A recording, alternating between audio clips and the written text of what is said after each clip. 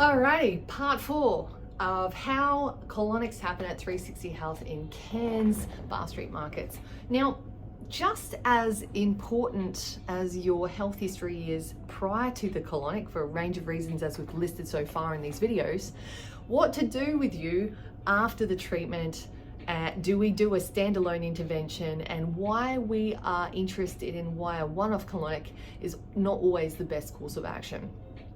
Think about it like this. Your pH is going to change dramatically depending on what was happening in you prior to the treatment, how you respond to the treatment, and then what do you do differently post-care.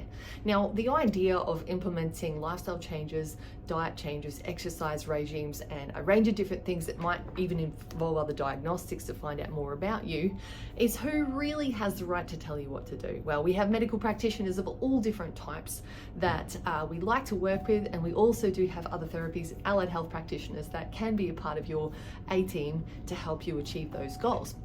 However, what we find is the most effective thing with post-care is your level of commitment. If you've gotten to the place where you're ready to come and see us, you've obviously considered that there are some things that need to change. This is kind of the end of the road when it comes to health intervention. So our best course of action is to make a plan with you that you feel confident about, informed about, and that if you have any questions about what to do next, you can call. We call it the post-care phone call. After a couple of days of being here, you might notice some things change. You might have cravings, you might have sensations, you might feel enlightened, you might feel free. We don't know. We just know that you will have changed to a degree, and the body will eventually start to feel the effects of what is coming through the small intestine, refurbishing the colon itself. And that gives us a bit of information about how you're traveling and some of the symptoms that will guide what to do next. So the idea of having all of the information that we need about you prior to treatment is not possible,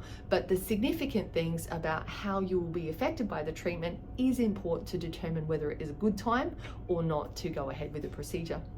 The idea of having follow-up colonics and why that would be required is also something you can discuss with your relevant healthcare provider or your GP or even ourselves, depending on how you go. So the idea of what to do after a colonic generally is nothing stressful. To go home, put your feet up and let the water continue to do its work.